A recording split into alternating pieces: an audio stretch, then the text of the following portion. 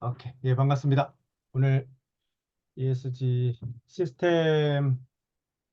시스템 법칙이라는 이 책 이름이 아직 저한테 좀 낯설어요. 네.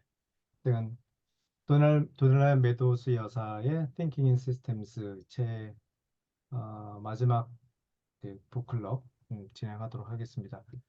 음, 지난 시간에 그 의견을 좀 남겨주신 내용이 좀 있어서 여기 아마 마지막에 올리신 분 계셔서 반영이 됐을걸요. 수용해 놓으면 네, 그렇죠.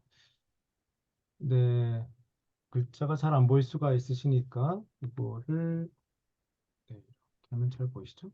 음, 네, 음, 여기서부터 그래도 어, 지난 시간에는 세 분이나 의견을 남겨주셔서 고맙습니다. 리더는 본인이 맡은 공식 시스템보다 더 넓은 시스템을 고민해야 된다. 시스템은 연결되어 있으니까 이게 그 여운이 남는다. 아, 자칫하면 이 책이 좋은 말 잔치처럼 느껴지실 수도 있을 거예요. 예. 그래서 온갖 세상의 좋은 말들이 다 집대성한 듯한 느낌? 그래서 그런 이야기 들을 때마다 저는 왠지 좀 딴지 걸고 싶은 마음이 좀 들어가지고, 예. 공식 시스템보다 더 넓은 시스템을 고민해야 된다. 그래야 되겠죠. 네. 근데 근데 CEO 이렇게 올라갈수록 할 일이 이렇게 많아요. 뭐 디자인처럼 해야 돼. 디자이너가 돼야 된다라든가 뭐 되게 많은데 그 리소스는 항상 트레이드오프가 있다는 것을 좀 염두에 둬야 되겠죠. 예, 이 말에 대해서 제가 딴지거리겠다는 것이 아니고 갑자기 이제 그런 생각이 들어서 특히나 오늘 할 내용들이 사실은 이 책에서 가장 제 개인적으로는 집중도가 떨어지는 파트예요. 올해 같이 나눌 내용들이 뭔가 좀 하라 뭐 이런 내용들은 이상하게 잘 와닿지 않더라고요. 당신 생각이지 생각이 다를 수도 있어. 뭐 이렇게 하니까. 그 제가 좋아하는 저는 이제 경영학 박사하고 전략을 이제 전공한 사람인데 그 이러한 저희 이렇게 딴지 거는 그런 이렇게 마인드에서 가장 마음에 드는 전략 그 정의를 하신 분이 마이클 포터라는 분이 있는데 그러니까 마이클 포터가 얘기하는 전략의 정의도 다양하게도 얘기를 하긴 하던데 저는 하버드 미스 리뷰의 What is a Strategy? 거기서 나온 문구를 되게 좋아해요. 전략이란 뭘 안 할지를 선택하는 거다. 온갖 이거 해라 저거 해라 다 하라고 하는데 그러면 죽어요. 그죠? 리소스는 제한되어 있기 때문에 따라서 오히려 그 해안이 참 대단한 것 같아요. 저는 뭘 안 할지를 선택하는 것이 전략이다. 어, 오늘 도넬라 메도즈 여사가 오랫동안의 경험을 통해서 응축된 어떤 지혜를 막 쏟아낼 거예요. 혹시나 그런 지혜들이 우리한테 좀 과부하가 되는 것은 아닌가, 또는 그것이 우리가 생각하는 다른 것과 트레이드오프가 되는 것은 아닌가, 이런 것들 좀 면밀히 좀 따져봐야 되지 않을까? 그렇게 읽으면 좀 비판적으로 어, 읽게 되지 않을까 싶어요. 네, 그다음에 1회차 소감, 2회차 소감을 같이 적어주신 분이시네요. 우연히 접해서 코칭하고 있는 임원들한테 소개해드렸다. 네, 경영자로의 변화, 시스템 사고를 있었으면 참 좋겠다. 사실은 시스템 사고가 이 책도 그렇지만 뭐 학습하는 조직이라든가 피터생의 책, 음, 임원이 올라갈수록 연차가 올라갈수록 경험이 많아질수록 시스템 사고를 되게 잘 받아들이세요. 왜냐하면 어, 내가 경험한 게 이거야 뭐 이런 거거든요. 그러니까 더 넓게 보는 훈련이 좀 되어 있다 보니까 아무래도 임원들이 좀 좋아하시죠. 또 삼성 덕분에 시스템 경영 뭐 이런 얘기를 하잖아요. 그죠? 왠지 종합적으로 봐야 된다. 뭐 시스템 관점에서 봐야 된다. 이런 말이 되는데 그래서 임원들이 좋아하십니다. 근데 그 대목에서 제가 다시 한번 강조한 거이고, 네. 시스템적으로 사고하는 거와 시스템적으로는 다르다. 다시 한번 강조할게요. 음, 그러니까 표현도, 예. 그러니까 나는 시스템 사고를 염두에 두고 시스템적으로 경영해봐라고 했지만 상대방은 체계적인 경영을 얘기하나? 이런 이렇게 받아들일 수가 있어서, 어, 용어를 어떻게 쓰냐에 따라서 인정이 달라진다면서요? 네. 그래서 시스템 관점에서 이런 말은 좋은 것 같아요. 시스템 관점에서 경영해라. 또는 시스템 사고를 해라. 이런 것들은. 그래서 체제적 또는 시스템에 대한 사고를 얘기를 하는 거죠. 그러니까 시스템 사고라는 말을 하는 순간 이것은 끊임없이 변한다. 시간에 대한 사고를 얘기하는 것이고 시스템 사고를 얘기하는 순간 원인과 결과가 딱히 정해질 수 없다. 순환된다. 일방향이 아니다. 문제가 있으면 해결책, 그러면 끝. 이것이 아니라는 거죠. 그 해결책 때문에 문제가 더 커질 수도 있고, 이게 일파만파로 펴질 줄 몰라. 그래서 마지막 순간까지, 마지막 의사결정하는 마지막 순간까지 한 번 더 살펴봐야 돼. 이런 태도를 갖고 있는 게 시스템 사고죠. 또 시스템 사고라고 얘기하는 순간, 지금 당장은 나타나진 않지만 지연되어 나타나는 것이 있어. 그 동태적 사고를 얘기하는 거죠. 또 시스템 사고로 얘기하는 순간 원인과 결과 이런 관계들이 선형적이지 않고 비선형적인 게 많아. 그래서 이럴 줄 알았다고 하면서 그러니까 머릿속에서는 이렇게 될 거라 생각했는데 뜻하지 않은 결과 나오는 것들이 많다. 그런 이야기를 하면서 그걸 정리하면 이거죠. 네. 작동 원리, 실제 어, 작동되는 원리가 뭐지를 생각하는 거, 피드백, 동태적 사고, 비선형, 이 것들이 독립되는 것이 아니에요. 예, 독립된 것이 아닙니다. 그러니까 작, 비선형적으로 작동된다라고 얘기할 수 있는 것이고, 네, 그런 게 나라. 오케이, 그렇죠. 네, 이렇게 비선형적으로 작동한다고 볼 수도 있고, 비선형적으로 피드백을 주고받는다. 비선형적인 사고가 끊임없이 변한다. 비선형적인 관계가 뭐 이런 식으로 계속 서로가 독립된 게 아닙니다. 예, 서로 같은 이야기가 예, 다른 옷을 입고 있다 보셔도 돼요. 그런 이야기 좀 말씀 좀 드리고 싶었네요. 네. 또 그래서 임원들이 좋아합니다. 예. 아마 좀 감이 있는 임원들은 이걸 정말 좋아하는 이유가 그래 맞아 내가 얘기하고 싶은 게 이거였어. 근데 내가 무슨 말 표현을 못했는데 내가 원했던 게 이거야. 예컨대 각자 최선을 다하는 게 중요한 게 아니야. 방향이 중요한 거야. 뭐라든가. 각자 최선을 다하는 게 중요하지 않아. 왜? 각자 최선을 다하면 망하거든. 그러니까 전체 최적을 위해서 일부 양보하는 것도 필요해. 이걸 내가 그렇게 여러 가지로 얘기했지만 못 알아먹는데 이걸 여기 시스템 사고서 얘기하네. 뭐 이런 식으로 좋아들 하시죠. 네, 변화, 일단 키워드도 잘 얘기해 주셨고. 근데 중3 아들한테 이것을 소개했다. 쉽지 않을 텐데. 음, 그 중3 아들 다니는 학교에 저를 소개시켜줘가지고 임원들 강의하라고 했어요. 왜냐면 이게 그 사실 제가 너무너무 사랑하는 책을 선정해 주셔서 우리 북클럽을 3회에 걸쳐서 제가 이렇게 안내 또 리딩을 좀 하고 있지만 음, 죄송한 말씀이라면 제가 그렇게 기대를 안 합니다. 왜냐하면 이제 시스템 사고라는 건 사고 체계고 새로운 언어란 말이에요. 끊임없이 훈련해야 돼요.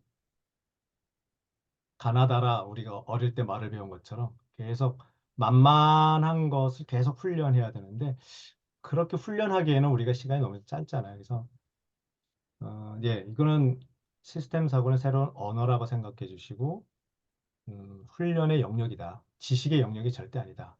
그 정도 말씀 좀 드리고 싶어요. 빙산 이론, 그 빙산 이론 기억나시죠?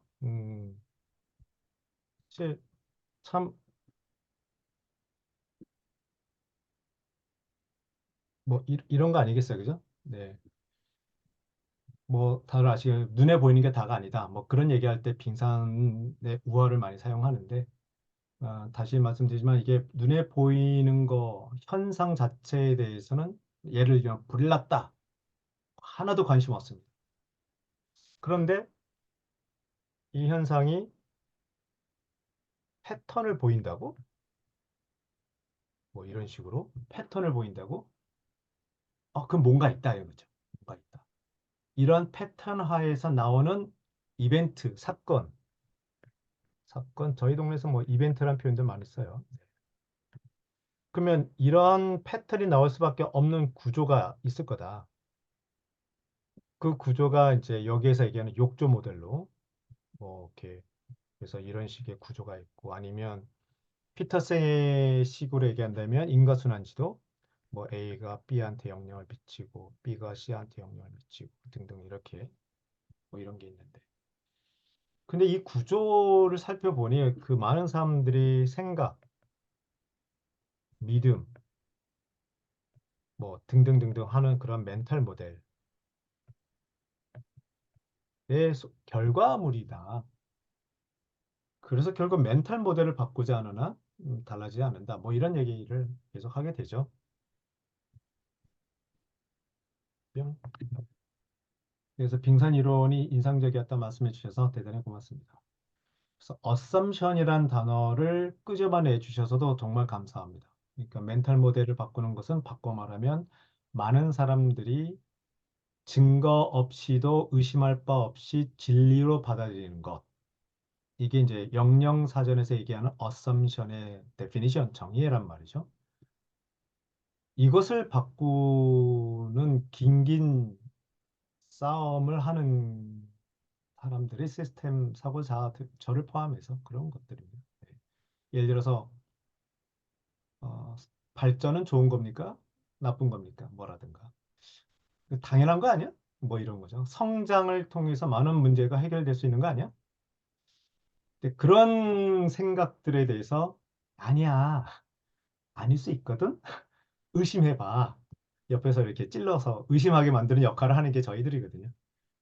네, 의심하게 만드는 거죠. 그래서 제가 에포케란 단어를 끄집어내서 굳이 설명해 드렸잖아요. 어떠한 진리도 바로 진리로 받아들이지 않겠는 태도, 이런 태도가 좀 필요하다. 근데 이게 공교롭게도 인공지능 시대에 살고 있기 때문에 인공지능 때문에 발생되는 확증 편향의 시대이기 때문에 의심할 수 있는 능력이 그 어느 때보다 요구가 되죠.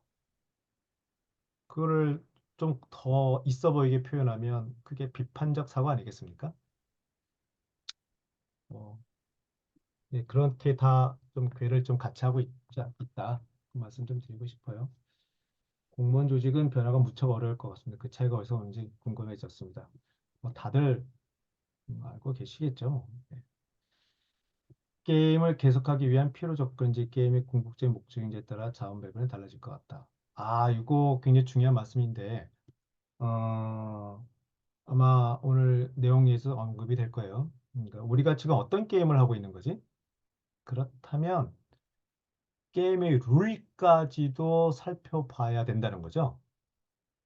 그러니까 보통 우리는 어릴 때부터 전 세계적으로 유명한 일방향 교육에 또 수능적인 교육에 쩌들다 보니까 이런저런 게임을 해야 된다고 했을 때 열심히 할 만하지 그 게임의 룰을 바꿀 생각을 미처 못합니다. 그걸 하는 사람들이 튀고 그걸 하는 경영자들이 뭐 이렇게 뭐 승승장구하는 거 아니겠어요? 어이씨, 이런 게임의 룰대로 해야 돼. 야, 그 게임의 룰을 바꾸면 안 되니? 이런 걸 상상을 해야 된다는 거죠. 네. 아무튼 네. 시간 지평, 사고의 배려의 지평, 네. 수령할 수 있는 것이 아니라 중요한 것에 집중해라. 그런 이야기들이 오늘 좀 나올 것 같네요. 좋습니다. 그러면 자, 책을 한번 좀 볼까요? 네. 혹시 뭐 그 책 들어가기 전에 뭐 코멘트 하실 거나 뭐 말씀하실 게 있으신가요? 그러면 혹시 제 얼굴이 화면 우측에 나오나요? 뭐 그죠? 네. 이번 예. 그렇게 만들었어요. 줌의 기능이 있습니다. 자, 파트 세 번째. 네. 시스템 원리를 이용한 혁신 창조. 즉 이렇게 하라라는 지혜가 좀 담아 있죠. 좀 늦게 들어오신 분은 못 들으셨겠지만, 사실 가장 제가 잘 집중이 안 되는 파트예요. 보통 논문을 쓰거나 칼럼을 쓰거나 뭐 이렇게 보면 책을 볼 때 보면 음, 가장 중요한 게 저는 질문 같거든요. 시작할 때. 예. 문제 제기. 뭐가 문제지? 야, 너는 이것을 문제로 삼았구나. 난 전혀 아무 생각 없었는데. 그래서 저는 그게 제일 중요하고요. 두 번째로 중요한 게 그 문제를 이렇게 분석할 수 있어. 그런 어프로치, 방법론 이런 거죠. 뭐 여기서는 이제 시스템 사고 이런 거죠. 그 다음에 세 번째가 이렇게 분석해 보니까 이런 결과가 나왔잖아. 그래서 너는 이렇게 해야 돼라는 어떤 결론이 나오잖아요. 저는 그 결론 파트가 논문을 읽든 책을 읽든 특히 제가 예전에 좋았던 하버드 비즈니스 리뷰를 보면 자꾸만 그쪽에 졸려요. 결론 파트를 가면 갈수록. 자, 제가 일본에 저의 경험을 좀 말씀드렸지만 사실은 이렇게 책을 읽으셨으면 좋겠어요. 그러니까 지금부터 도넬라 메도즈 여사가 이렇게 하라라는 메시지가 마구마구 쏟아질 겁니다. 일단 기본적으로 이것은 도넬라 메도즈 이 저자의 생각이에요. 나는 다른 생각을 할 수 있는 거 아니겠습니까? 일단 그런 마음을 좀 가지셔야 되고요. 이 생각이 틀릴 수도 있는 거 아니겠어요? 근데 어쨌든 간에 시작을 보면 세상을 바라보는 눈, 예컨대 26페이지를 26페이지 말고 네. 뭐 26페이지에서부터 이제 1장 앞에 보면 시스템의 독특한 특징을 얘기를 좀 하고 있잖아요. 그냥 문제 제기죠, 말하자면. 이거는 내가 몰랐잖아요.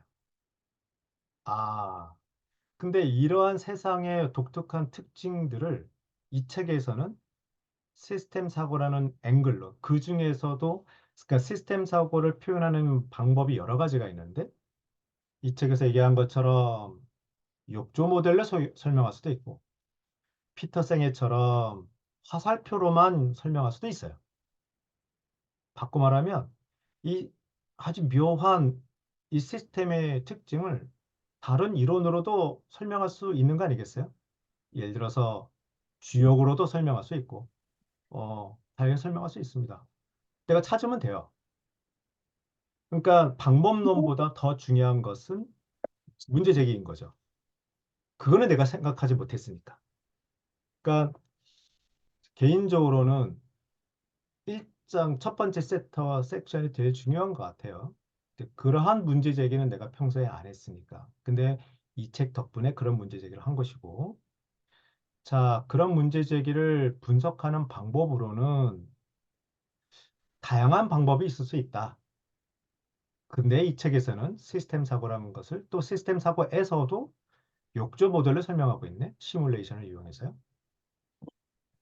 오해 마세요. 다른 방식으로도 시스템의 독특한 특징을 설명할 수 있는 거예요. 자, 어쨌든 간에 시스템의 독특한 특징을 욕조 모델을 활용한 시뮬레이션으로 분석을 해봤고, 그래서 어떤 시사점을 제기하고 있는데, 어, 다른 시사점을 얘기할 수도 있는 거 아니겠습니까? 네, 이런 식인 거죠. 이런 식으로. 이런 식으로 좀 보시면 어떨까. 그래서 들어가 보죠. 네. 지렛대, 시스템의 게이지 지렛대를 찾아라. 뭐 지렛점 레버리지 포인트를 얘기할 때 가장 또 우리가 제일 잘 와닿는 동양 사람이 잘 와닿는 게 침 아닌가 침술. 아픈 데는 억근데 씨 엉뚱하게 다리를 놔네. 그죠? 그러니까 거기서부터 연결되니까 그런 거 아니겠어요? 연결되니까 그런 얘기를 하는 거죠. 음, 근데 242페이지를 보면 네, 잠깐만요. 네, 잠깐만요. 제가 오케이 음성을 좀 해드리고요. 네, 어, 200 요거는 제가 꼭 좀 말씀 좀 드려야 될 것 같아서 일부러 강조를 좀 하고 싶은데 242페이지에 밑에 맨 마지막 줄 성장이라는 단어가 나오네요. 그렇죠? 성장 그 위에 쭉 올라가시면 그 하나 둘 셋 넷 다섯 여섯째 줄 위로 올라가면 가운데에 포레스터 교수가 이런 말이 나오죠. 예. 자, 포레스터 교수 그럼 밑줄 한번 볼까요? 밑줄. 예, 정창권 밑줄. 안 치셔도 됩니다. 네, 하지만 저의 밑줄. 포레스터 교수가 컴퓨터 모델을 통해 확실하게 제시한 지렛점은 성장이었다. 이 포레스터 교수가 얘기한 이 컴퓨터 모델의 이름은 음, 어, 월드 3라는 모델인데요. 그러니까 컴퓨터 시뮬레이션으로 지구 전체 모델링을 한 그 얘기예요.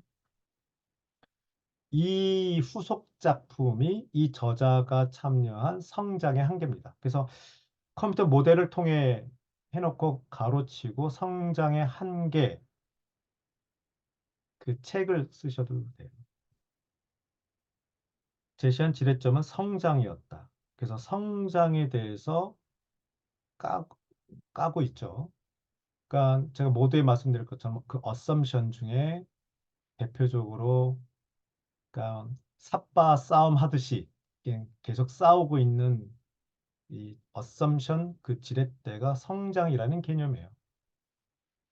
그래서 시스템 사고 하시는 분들 그 학자들이 어, 주류에 들어가기가 좀 어려워해요. 네. 어, 주류 대표적으로 이제 성장을 원하는 많은 국가, 기업, 특히 국가. 예. 그러니까 국가의 성장 전력, 당연히 성장은 당연한 거 아니야?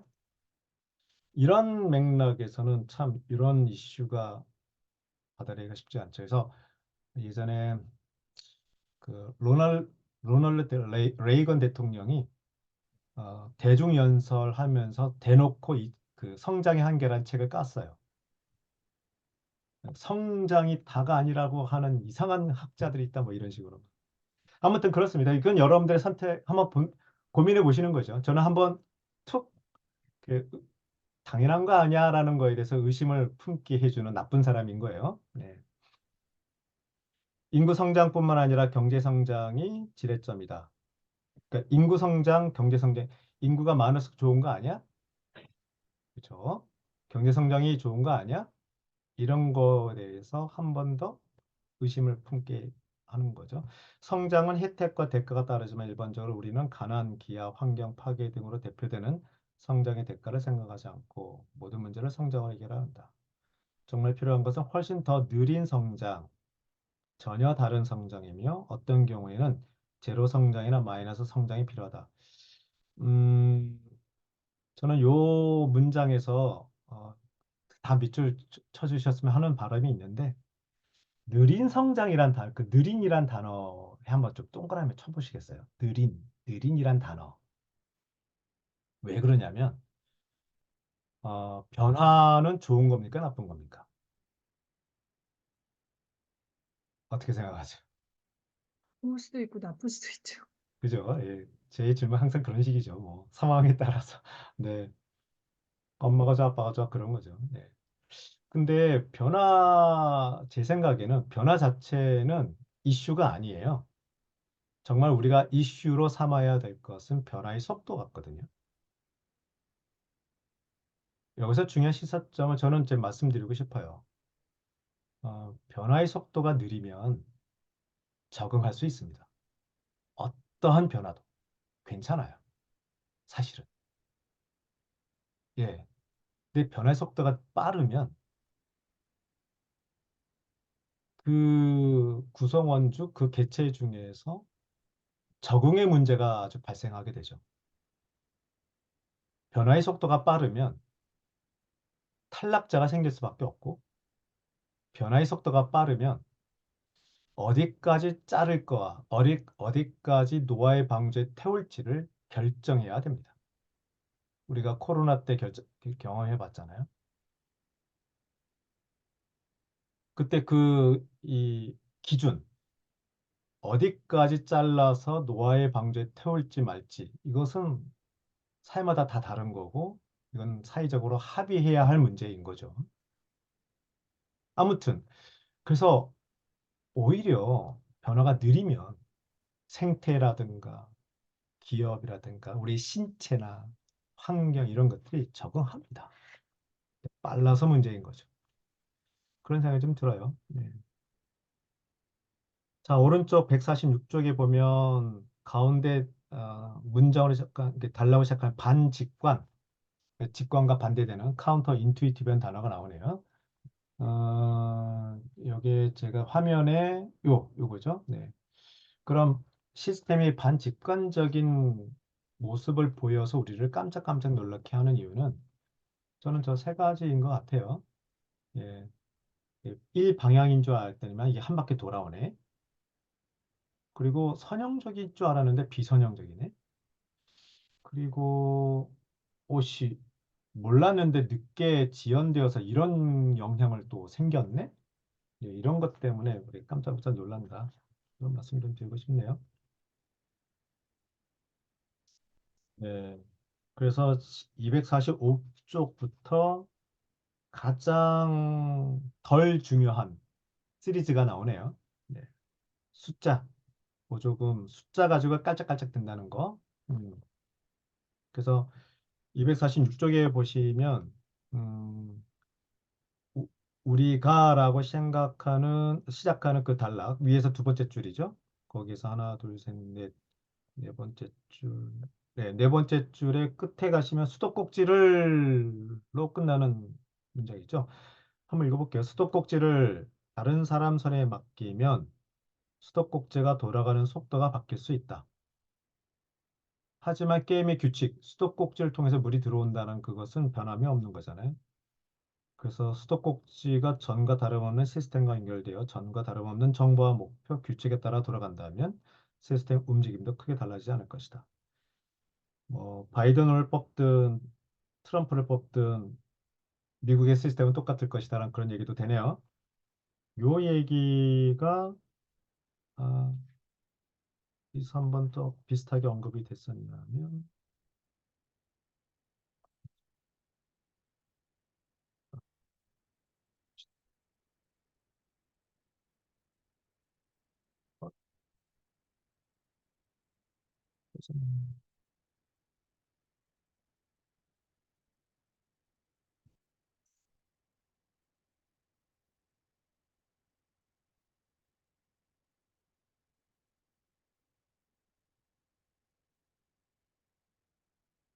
어, 앞에 그 인용한 어떤 사람의 이야기를 딱 설명하면 되겠다 생각했는데 잘 안 보이네요. 죄송합니다. 넘어갈게요. 네, 중요하진 않았어요. 자, 고엔 얘기했고요. 그래서 여기서 얘기하는 그 변수는 다 변수가 아니고 파라미터를 얘기합니다. 그래서 그거는 좀 아쉬운 번역이었어요. 네.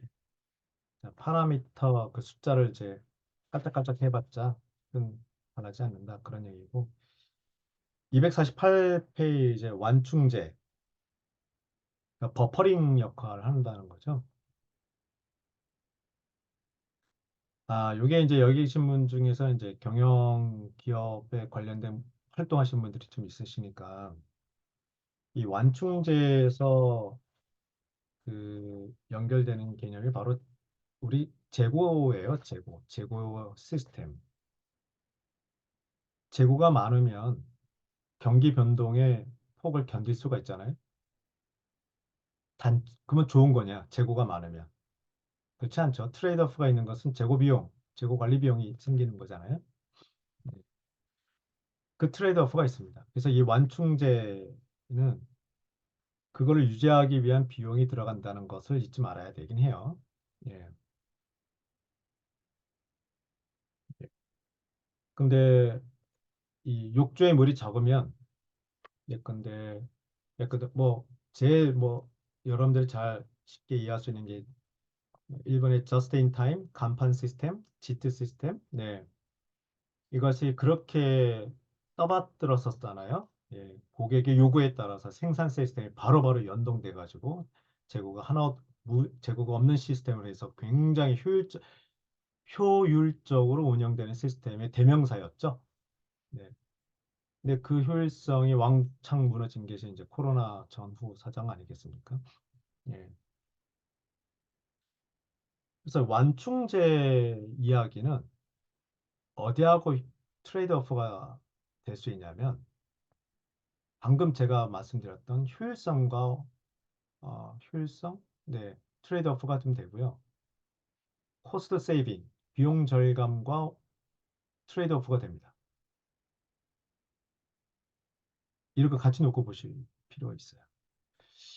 제가 이 효율성이란 단어를 시스템 사고를 계속 생각하고 천착하면 할수록 어, 결국 우리 인류가 시- 효율성과 싸워야 되는 거 아닌가? 그런 생각을 좀 하고 있거든요. 아주 엄청난 이 엉뚱한 생각을 좀 하고 있어요. 효율성은 당연히 좋은 거 아니야? 라고 생각하신 분들은 오히려 좀 갸우뚱하실 수가 있는데, 여러분들의 이 홈페이지에서요, 효율성을 한번 검색해 보시면, 그 나름대로 생각을 정리한 게 좀 있습니다. 효율성 패러독스가 제일 먼저 나오네요.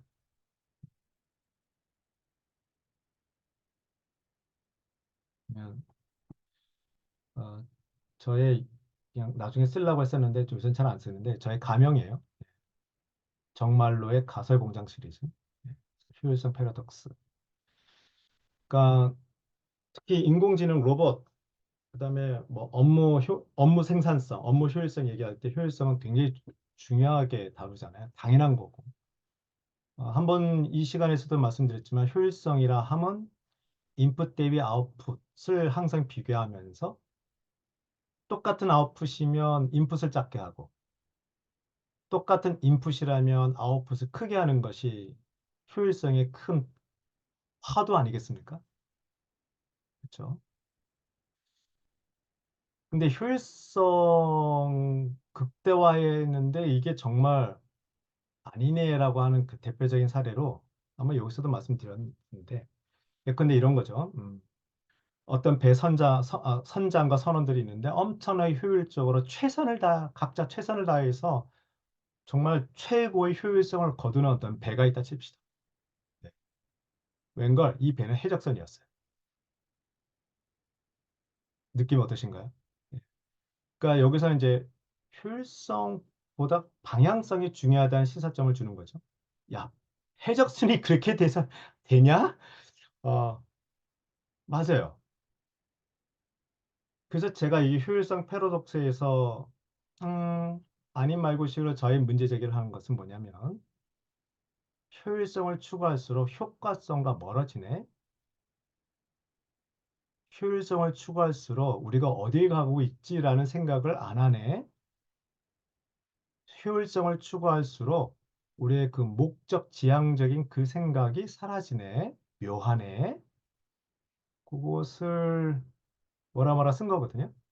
네. 좀 길어요. 그래서 나중에 시간 내실 때 한번 보셔요. 네.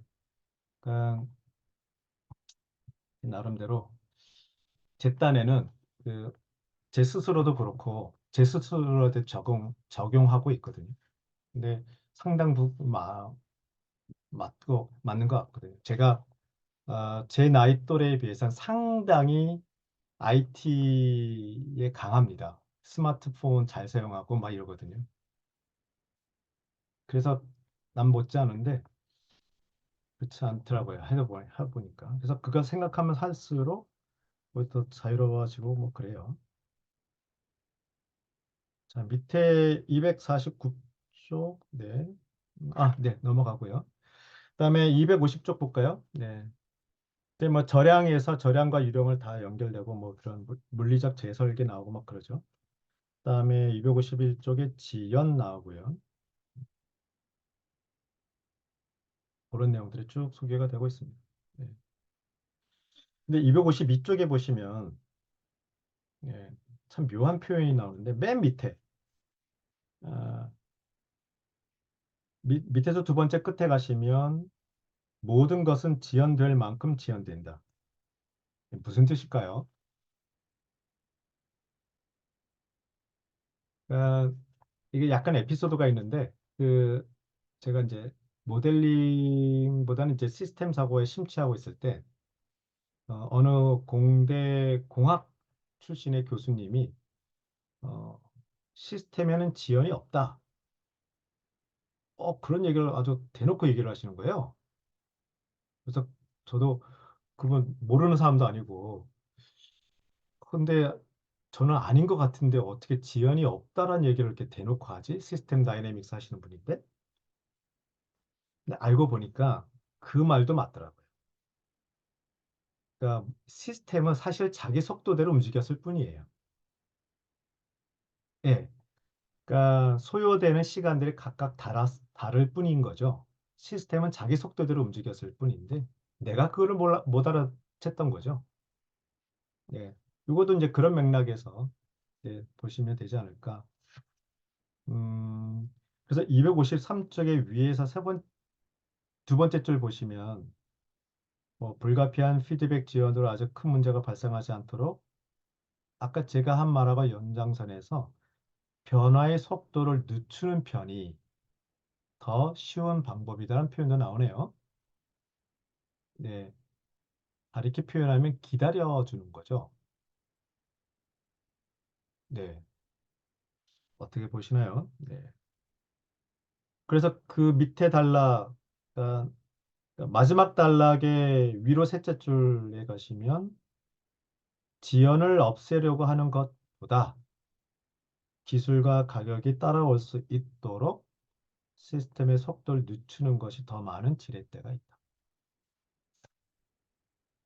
동의하시나요? 그럼 시스템 사고를 하게 되면 이렇게 뜨악 하는 문장들을 많이 만나게 됩니다. 근데 아무리 봐도 맞는 것 같거든요. 다시 보니까.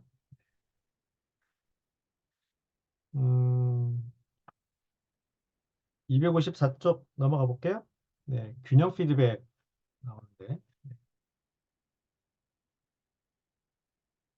여기에서 가운데 문단에 대체로 시작하는 문장 있죠?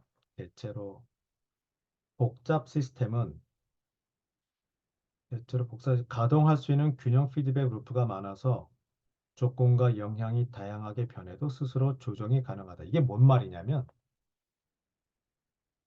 안 변한다는 뜻이에요. 그래서 균형 피드백은 좋은 건가요, 나쁜 건가요? 또 이런 식으로 얘기하네요, 또 제가. 균형 피드백은 좋은 거예요, 나쁜 거예요? 그죠? 느낌 오시죠? 상황에 따라 달라서 근데 그 속성을 이해하셔야 돼요. 균형 피드백의 속성은 그러니까 피드백이 한 바퀴 돼서 돌아오면 그 힘의 방향이 바뀌어진다는 뜻입니다. 요거를 좀 화면을 통해서 좀 소개해 드려야 될 것 같은데. 음, 자, 기다려보세요. 자, 고등학교 학생들한테 강의했던 강의 하나 한번 좀 보여드리면서 소개해 드려야 되겠다.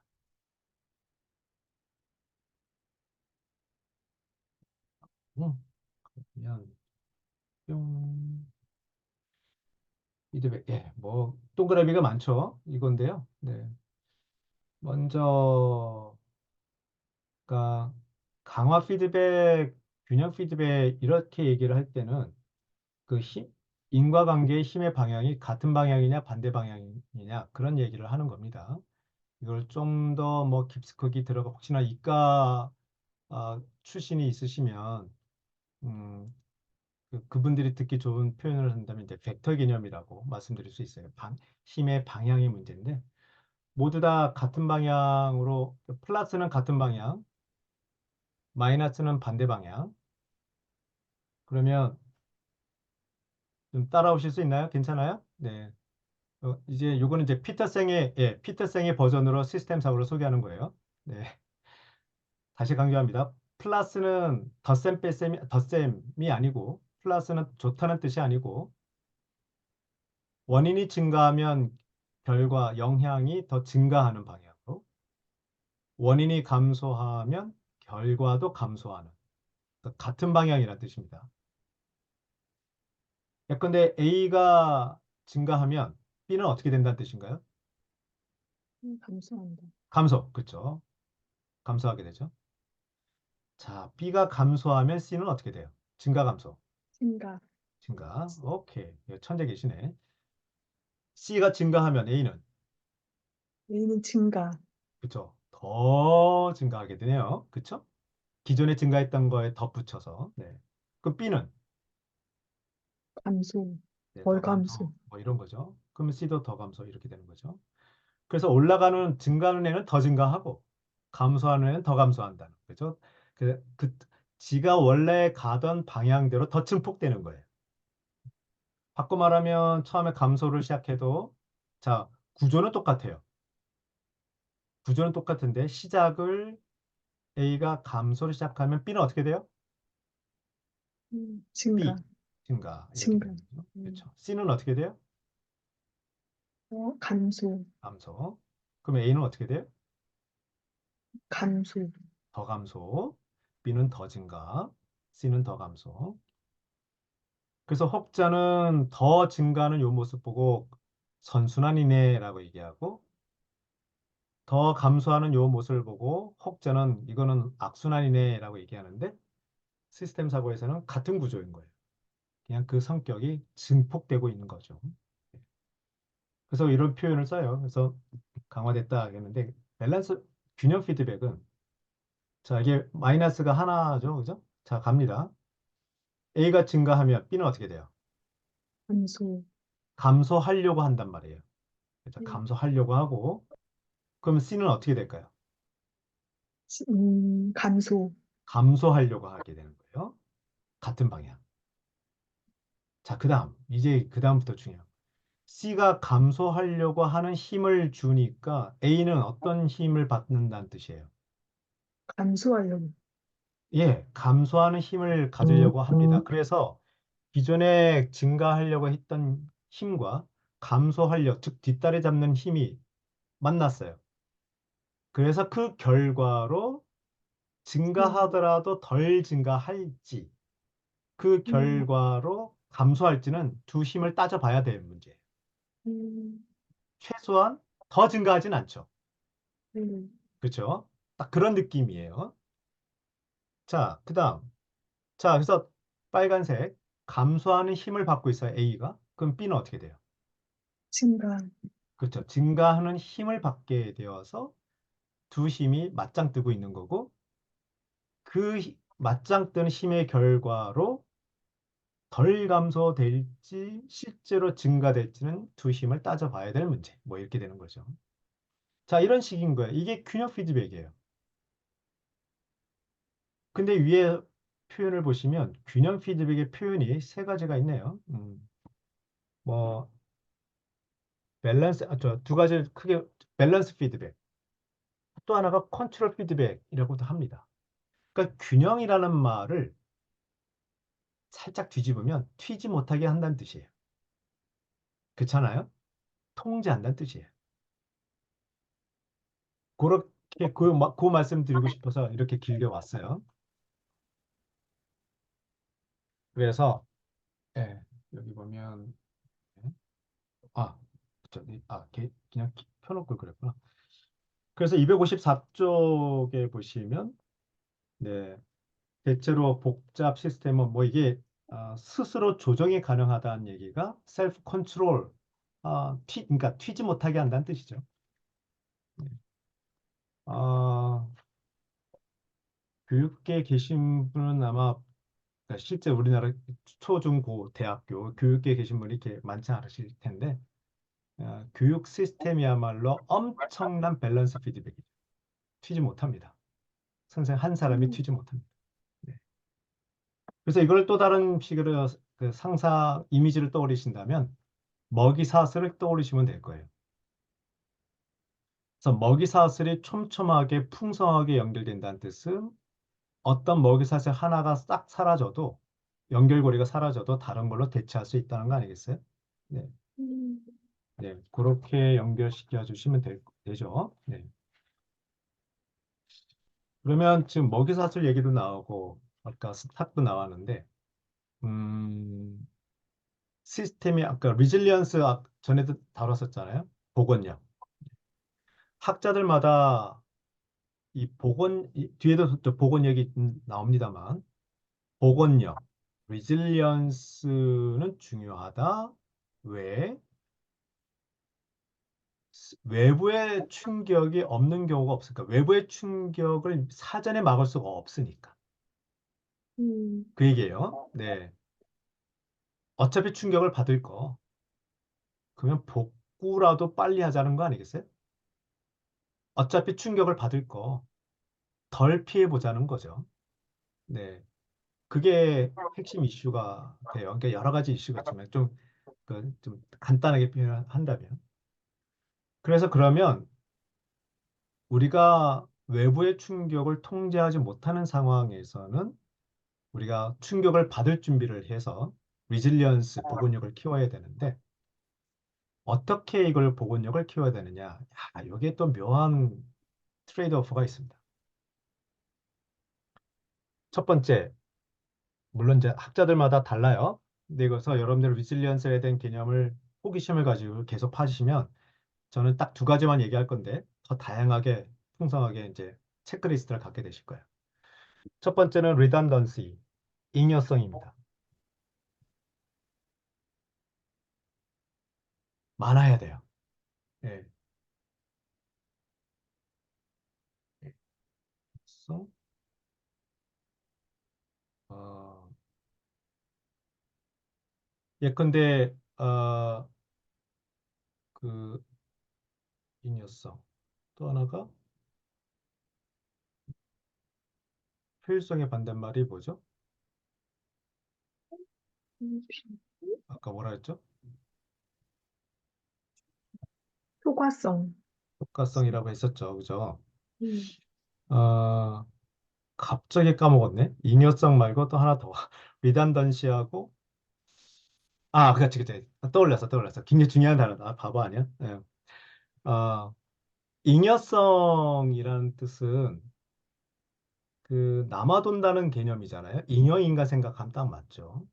음, 조직에서 맨날 뭐 하는지 몰라. 근데 걔 계속 빌빌대면서 근데 월급은 따박따박 타가 꼴 보기 싫어.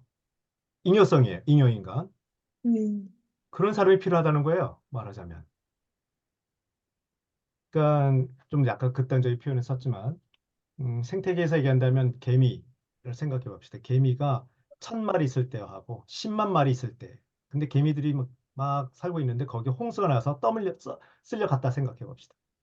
많이 쓸려가도 많이 남아 있으면 또 다른 군집을 만들 수 있는 거 아니겠어요? 그죠? 그런 개념. 그래서 잉여성이 중요해요. 그래서 잉여가 나쁜 게 아니란 뜻이에요. 음, 비상시에 예비군 역할을 할 수 있다는 뜻이에요. 또 하나는 다양성입니다. 다이버시티. 이 다양성은 저는 이렇게 해석을 해요. 그 먹이 사슬을 떠올리시면 되는데, 그러니까 위아래로 연결되는 먹이 사슬을 또 다양하게 풍성하게 가져가는 거죠. 네. 근데 이게 다 둘 다 뭐하고 좋은 얘기인 줄 알죠? 좋은 얘기 아닙니다. 이게 정확하게 트레이드오프가 돼요. 뭐하고 트레이드오프가 되냐면 효율성하고 코스트 세이빙 이런 말하고 트레이드 오프가 됩니다. 음, 자본주의 시스템에서는 코스트 세이빙이 중요하고 효율성을 목숨같이 떠받들고 추구해야 되는데 잉여성, 다양성이 좋다고 하는 순간 딱 여기서 목에 딱 걸리는 거예요. 자, 어떻게 생각하십니까? 네. 자, 그런 고민을 하게 되실 거예요.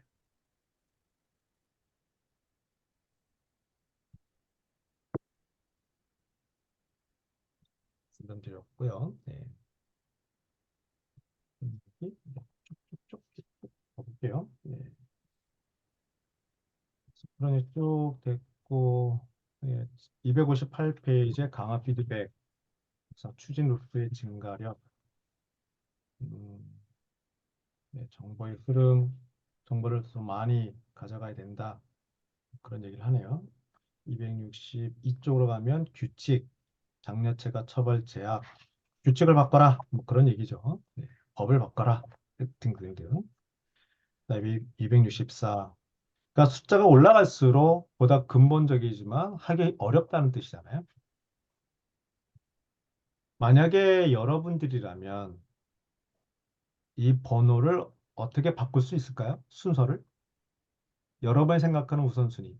그럴 수 있잖아요. 그죠? 또는 여기서 언급하지 않았던 게 또 있을까요? 267 목적, 목표, 시스템 목적 또는 기능. 네, 그렇고 네, 쭉쭉 넘어갈 거예요.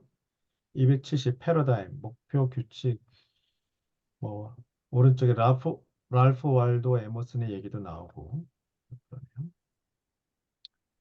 그다음에 272쪽에 마지막에 패러다임 또 초월 얘기도 나오네요. 그래서 뭐 제가 말씀드렸던 내용하고 연장선에서 말씀드린다면 272쪽에 패러다임 초월의 밑에서 두 번째 끝에 가시면 그 어떤 패러다임도 참이 아님을 인식하는 것. 여기서 떠올리는 단어가 뭐가 있다고? 멘탈 모델? 이게 멘탈 모델인가요? 그때 말씀하신 게? 아, 이거는 이제 참이 아님을 인식하려는 노력이잖아요. 음, 이런 노력으로 멘탈 모델을 깨야 되는 건데. 음, 바로 이런 노력에서 제가 여러 번 반복한 단어가 있어요. 뭘까요? 네, 에포케. 의심. 예, 의심. 음, 뭐, 음, 그래도 말씀해 주신 분 계셔서 이 연사 외롭지 않습니다. 감사합니다. 뭐, 그런 이야기. 네. 자, 275쪽으로 넘어갈까요? 세상을 더 살기 위한 시스템의 법칙. 이렇게 하면 세상에 더 살기 좋대요. 믿어지십니까? 네. 자, 이게 277쪽, 여기서부터는 좀 굉장히 좀 조심스럽기도 해요. 음. 근데 한번 가보죠. 네. 277쪽 마지막 단락을 보시면 한번 읽어볼게요. 자기 조직적인 비선형 피드백 시스템은 본래 여기서부터 예측할 수 예측할 수 없다. 없음. 예. 여기서 이제 자기 조직이니 비선형이니 이거 다 빼고 그냥 시스템 거기서부터 밑줄 치세요. 이 앞에 있는 표현들은 시스템의 속성을 얘기해 주는 거고 그냥 빼고 그냥 시스템은 원래 그렇다 이거예요. 원래 예측이 안 돼. 얼로 튈 줄 몰라. 생명체 같아. 통제, 개뿔 안 돼. 마치 우리 자녀와 우리의 관계죠. 자녀가 내 마음대로 됩니까? 안 돼요. 그죠? 예, 통제가 안 되는 거예요. 그래서 지극히 일반적인 방식으로만 이해할 수 있다. 미래를 정확히 예측하고 대비한다는 목표도 실현할 수 없다라고 그러네요. 예, 복잡계 특징이네요. 이러면 좀 황당해져요. 이 데일리, 매일매일 오퍼레이션을 해야 하는 기업의 입장에서는 어떻게 하라고. 근데 근데 생각을 좀 바꿔야 될 게 목표 있어야 돼요, 당연히. 나아갈 방향을 일단 제시를 해야 되는데 알고는 있어야 해. 그게 그대로 갈 확률이 굉장히 높지 않다. 그래서 계획대로 안 되더라도 실망하지 말고 오히려 그것을 받아들여라는 지혜가 되는 거죠. 아, 여기에서 그 옛날 잭 웰치 등등 하면서 CEO는 안 되는 것도 되게 하는 것이고 기업가 정신이라는 것은 그런 것이고 모든 어려움을 뚫고 비전을 향하여 어떤 난강도 극복하고 뭐 이런 이야기가 나오잖아요. 그러면 주위 사람들이 힘들어집니다. 그러면 그 기업은 음, 그 사장이 놀이터예요. 전 심하게 그렇게 말씀드립니다. 그 사장이 놀이터일 일 뿐이에요. 아무튼 생각보다 통제가 어렵고 목표가 목표대로 안 될 수 있다. 그러면 그 다음에 이제 생기는 생각들은 이런 거죠. 그래, 적응의 문제다는 거죠. 안 됐을 때 어떻게 해? 그러니까 플랜 B를 항상 또 생각해 봐야 되는 거죠. 어, 그냥 뭐, 좀 생각나는 저 한자 성어가 그냥 상선하수라는 한자가 좀 떠오르긴 하는데, 괜히 또 아무 데나 갖다 붙인다고 또 욕할지 모르겠지만요. 그냥 상선, 최고의 선은 물과 같다. 그런 거 아니겠어요? 상선하수. 뭐 그 메시지하고도 뭐 연결될 수 있지 않나. 그런 생각이 좀 들고요. 음, 280쪽에 보시면 이제 이런 식의 논조를 계속 얘기하고 있어요. 그래서 때로는 상선 하수래. 약수. 감사합니다. 상선 약수. 네, 카드 약자요. 그 뒤에 그 얘기가 나오나? 제이 포레스트 얘기 나오는 거? 네. 그 좀 약간 의아하실지 모르겠어요. 네. 자, 280쪽에 보시면 위에서 세 번째 단락, 우리가 모든 걸 통제할 수 있다는 환상에서 깨어난다면 그 단락 있죠? 한번 볼까요? 그 단락에서 세 번째 줄 끝에 가면 시스템 사고는 우리에게 종류가 다른 할 일이 많다고 얘기한다. 미래를 예측할 수는 없지만 상상하고 아름답게 구현할 수는 있다. 시스템을 통제할 수는 없지만 끊임없이 설계하고 재설계할 수 있다. 우리는 놀랄 것 없는 세상 속에서 확신에 찬 발걸음을 내딜 수는 없지만 놀라움을 느낄 수 있지 않느냐. 그 놀라움에서 교훈을 얻고 이익을 얻을 수도 있다. 시스템에 우리의 의지를 강요할 수는 없지만 시스템의 목소리에 귀를 기울이고 시스템의 특성과 우리의 가치관이 협력해 더 나은 세상을 만들 방법을 찾을 수 있다. 우리는 시스템을 통제하거나 파악할 수 없다. 하지만 시스템과 어울려 우리 한 소장님이 좋아하시는 단어 춤출 수 있다. 네, 그죠?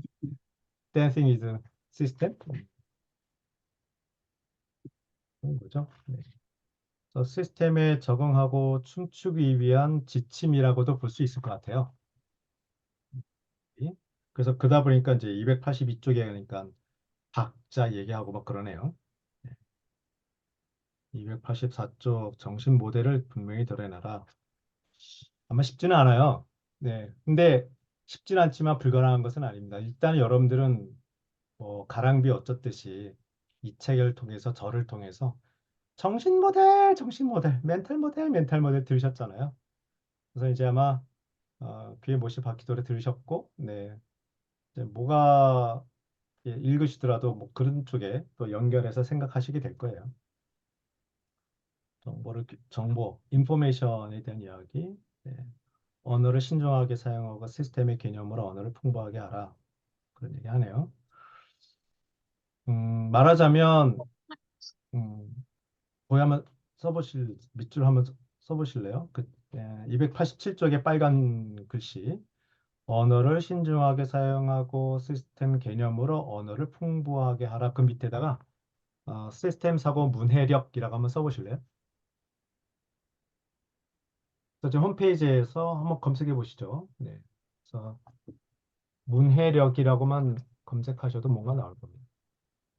여기 나오네요. 시스템 사고 문해력. 어, 아까 플러스 마이너스 뭐 해석하는 거라든가 뭐 욕조 모델로 기본적으로 분석할 수 있는 그런 근데 어렵지 않아요, 사실은. 그 지식으로는 얼마 없습니다. 네, 이걸 어떻게 훈련할까의 문제니까요. 네, 이런 이야기, 지연에 대한 얘기에서 어느 정도 소개가 되고 있습니다. 그래서 시스템 사고 문해력을 키워야 되지 않나.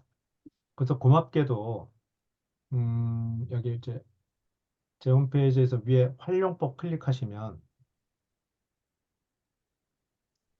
왜 시스템 사고가 중요할까요? 이것은 저의 썰이에요. 네, 제가 막 블라블라 쓴 거고요. 참고하시면 되는데 요거 드디어 내년부터 적용이 된다고 하는 2022 개정 교육과정에 시스템 사고가 박혀 있습니다. 네, 그래서 클릭하시면 아직 초등은 좀 어렵다는 선입관 때문에 초등에는 들어가진 않았는데 그래 저희 입장에서는 이게 어디야? 중학교, 고등학교 교육과정에 이렇게 시스템 사고, 시스템 사고, 시스템 사고가 쭉 박혀져 있어요. 그래서 시스템 사고의 문해력이 점점 올라가는 사회가 이제 슬슬 되고 있지 않을까라고 이연사 희망을 갖고 있습니다. 네, 한번 좀 보시면 재밌을 거예요. 자, 더 가볼까요? 음, 290쪽에 가시면 이것도 또 기존에 우리가 알았던 거하고 좀 다른 이야기를 하죠. 개량화할 수 있는 것이 아니라 중요한 것에 주목하라. 여기에 정반대되는 표현이 뭐가 있었나요?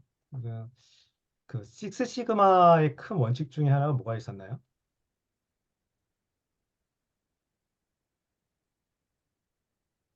측정할 수 음, 없는 건 개선할 수도 없다. 그러니까요, 그죠? 측정할 수 없으면 계산할 수 없다는 어마어마한 좋은 말이잖아요.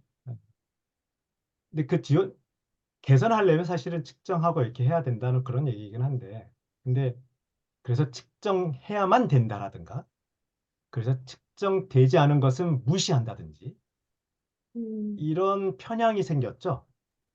그 말이 잘못됐다는 게 아니라 그 말의 본뜻을 되새겨서 이게 알아서 받아들여야 되는데 교조적으로 받아들이면 사실은 숫자로 나타나지 않는 것들이 더 중요한 게 얼마나 많습니까? 네, 그런 거에 대한 믿음을 가지고 숫자로 표현되지 않은 것이 더 중요한 것이 있을 수 있다라고 호기심을 가지고 찾아보려고 하고 그래야 되지 않겠냐 이거죠.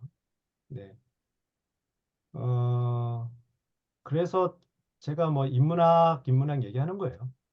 인문학에서 맨날 그런 걸 떠드니까. 예. 뭐가 더 중요하니? 이런 거죠. 인생 어차피 여러분들 그렇죠. 연배가 저랑 비슷하잖아요. 예. 어차피 죽어 없어질 건데 뭐가 중요하겠습니까? 이라고 생각한다면 그렇죠. 생각이 좀 달라질 수 있지 않을까? 그런 거죠. 피드백 정책을 세워라. 어, 그래서 네, 292쪽 뭐 피드백 정책을 세워라. 여러 가지 얘기. 네. 294쪽 전체 이익을 추구하라. 그러면 이제 문제가 생기는 거죠. 이 전체는 누구를 얘기하는 거냐? 그렇지 않겠어요? 네. 말하자면 뭐 네. 그래서 이익을 추구하라라는 말에는 공공의 선은 누가 정하느냐? 뭐 이런 얘기도 되기도 하고. 예. 사실 이게 단어 하나하나가 쉬운 단어들이 좀 아닌 것 같아요. 예.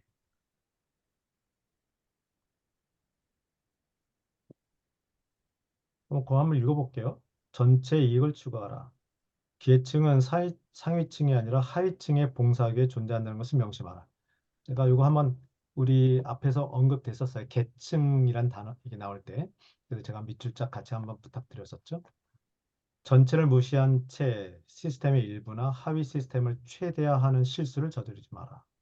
케네스 볼링이 지적한 대로 절대 하지 말아야 할 일은 최적화하는 것은 대단히 큰 문제를 일으키니 주의하라. 측정하기가 쉽건 어렵건 성장이나 안정성, 다양성, 보건력, 지속 가능성 등 시스템 전체의 속성을 향상한다는 목표를 세워라. 그 다음에 밑에 시스템의 지혜에 귀 기울여라. 지혜가 나와서 그러는데 어, 제, 무슨 나라에서 번역 내용은 나온 것 같은데 아, 그 데이비드 허치슨이라는 사람의 동화책 아십니까? 자, 데이비드 허, 허친스, 센스. 그죠? 네. 그래서 레밍 딜레마, 화산의 소리, 어느 나그네의 쥐 이런 이야기 나오네, 그죠? 요거 시스템 사고 책입니다. 음, 심지어 이 책 뒤에 시스템 사고의 그런 그래프, 그러니까 피터생의 시계, 그때 뭐 화살표 아, 이런 게 있고 막 그래요. 그래서 철저하게 시스템 사고 관점에서 지혜를 전해주는 책이에요. 음, 네, 지혜라고 하니까 좀 강추해 드리고 또 좀 아마 이렇게 구매하시거나 클릭하시면 연관 검색으로 좀 많이 좀 나올 거고요. 네. 그다음에 아, 또 린다 보스 스위니, 린다 보스 스위니 번역된 게 있나? 아직은 번역된 게 없네요. 여기 하나 있네요. 바람이 바람이 불면, 불면. 이 저자 린다 부스 스웨인이는요, 하버드 교육학 박사인데, 박사학위 받고 나서 시스템 다이내믹스 시스템사의 사고의 세례를 받아서 완전 전향하신 분인데, 어, 엄청나게 이렇게, 그, 여기 책도 많이 있죠. 예, 쉬운 동화책을 많이 번역하신 분이에요. 음, 그래서 저도 계속 침 발리고 있어요. 그래서 저랑 번역에 관심 있으신 분 저랑 경쟁하셔야 될 거예요. 아직 연락을 안 하는 상황이긴 한데. 네, 대박책이죠. 네. 근데 이거 검색하니까 연관 검색어로 또 제가 번역한 책도 있네 옆에. 이건 뭐 지혜라기보단 게임책이에요. 네. 린다 보스 스위니와 어, 요 도넬라 메도즈 여사의 남편 데니스 메도즈. 이 데니스 메도즈가 오른쪽인 사람. 네. 데니스 메도즈가 성장의 한계에 그 팀 프로젝터 했던 팀장이고 아직 살아 있고요. 그래서 와이프가 죽은 뒤로 이 어마어마한 큰 화두를 짊어지고 전 세계 돌아다니면서 이제 강의하시는데 내가 해도 사람들이 못 알아먹으니까 이 양반이 해도 끝에 결국 게임책을 개발했어요. 음, 그래서 린다 부스 스윈이랑 같이 이 책 이전에도 좋은 게임책을 개발했는데 이 책은 이제 게임 기후 변화에 특화된 게임책이 22개 크고 작은 게임들이 있습니다. 제가 첫 번째 시간인가요? 이 손가락 돌리기 했나요? 안 했나요? 했어요. 했어요. 이 책에 있어요. 예, 그렇게 음, 간단한 게임에서부터 뭐 공유제 비극을 얘기할 수 있는 뭐 물고기 잡는 게임 이르기까지 뭐 한 2시간, 3시간짜리 게임도 있고요. 그래서 그런 지혜를 동화책이나 게임을 통해서도 어, 얻을 수 있다. 정말 이쪽 분야에 있는 분들이 고민 많이 하고 있고요. 네, 많이 노력하고 있어요. 295조 네, 시스템에서 책임을 찾아라. 음, 그래서 오른 296쪽에 보시면 시스템에서 책임을 찾아라는 말이 어떤 뉘앙스가 있냐면 296조 맨 위에 보면 내재적 책임이라는 표현을 쓰잖아요. 그 영어로 이제 intrinsic 이런 표현을 쓰는데 시스템에 문제가 생기면 나는 최선을 다한 사람으로서 도대체 이 문제가 어디서 발생했는지 모를 때가 있죠. 그럴 때는 남 탓하게 되고 남 탓, 즉 시스템 바깥에서 원인을 찾고자 하게 돼요. 그게 아니란 뜻이에요, 이거는. 시스템 안에서 생겼다는 것이고 이 얘기는 의사결정은 너 때문에 생긴 거야, 라는 뜻이에요. 네. 왜 이런 일이 벌어지냐면 의사결정은 결국 문제 해결을 하기 위한 액션 아니겠어요? 즉 어떤 문제가 있어요. 내가 의사결정에서 문제 해결을 합니다.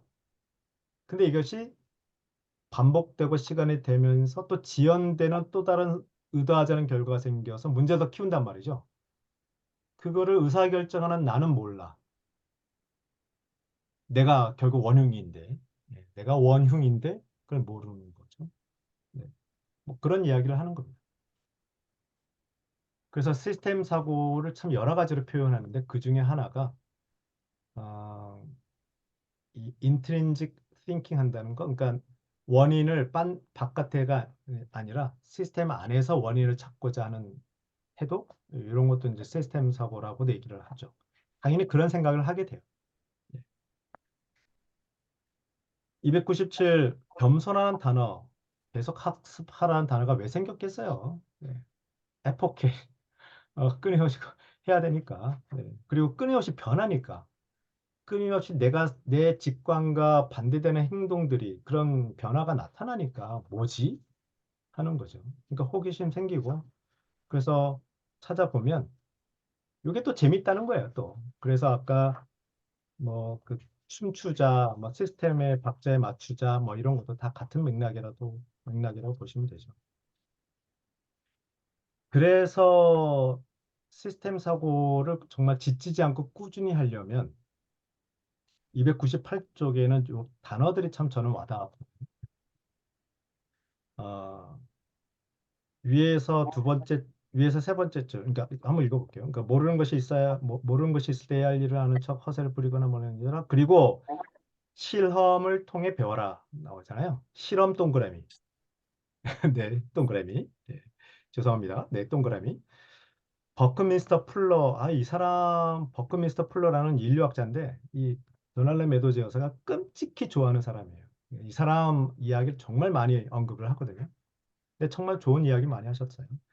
따르면 시도하고 실수하고 실수 동그라미. 근데 밑에도 보시면 또 실수란 단어가 또 나와요. 음, 우리는 실수를 큰일 난 거, 하면 큰일 난다고 생각을 하는데 이거는 즐겁게 학습이라고 생각해야 된다는 얘기죠. 네.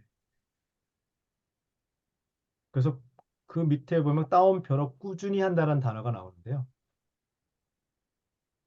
꾸준히 해야죠. 이 꾸준히 한다는 단어가 음, 꾸준히 한다는 단어 꾸준히 하려면 어떻게 될까요? 꾸준히 하기 위해서는 예, 제가 이제 강화 피드백 설명할 때 요 단어를 쓰거든요. 예, 요 표현을 쓰는데 뭔가 꾸준히 하려면 내가 좋아해야 돼요. 그렇지 않나요? 뭔가 꾸준히 하려면 내가 잘할 수 있는 걸 해야 돼요. 그게 이제 교육학에서 얘기하는 하워드 가드너의 다중이론. 예, 이게 뭐냐면 우리는 태어날 때부터 하늘이 지 밥그릇을 챙기고 태어나게 했다는 거 아니겠어요? 음, 그렇기 때문에 다양성을 우리가 찬양을 해줘야 내 새끼 또는 나 역시 하나의 돌연변이로서 나의 장점, 내가 좋아하는 것을 집중할 수 있게 만들어주는 거 아니겠습니까?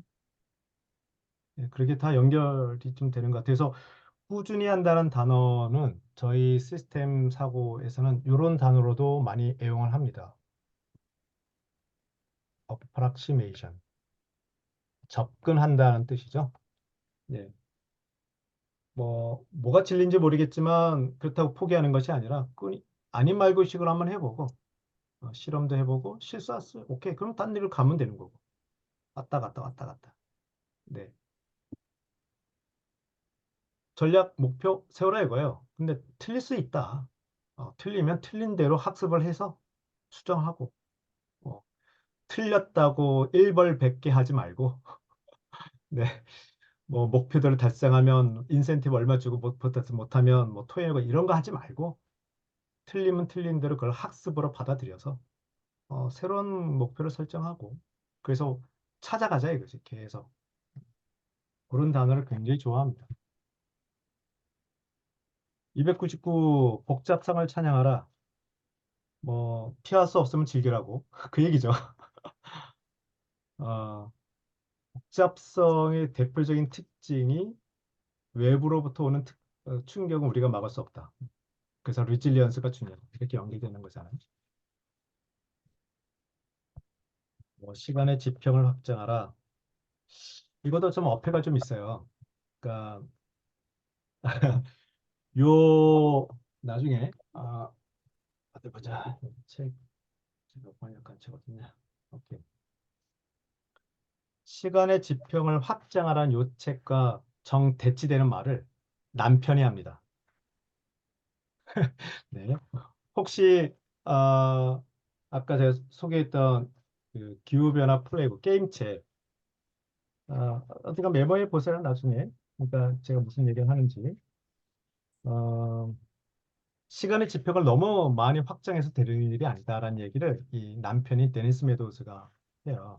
그러니까 어떤 문제를 해결할 때는 거기에 적절한 시간의 지평이 있어야 된다는 얘기로 좀 보완하는 거죠. 이 얘기가 오케이 46.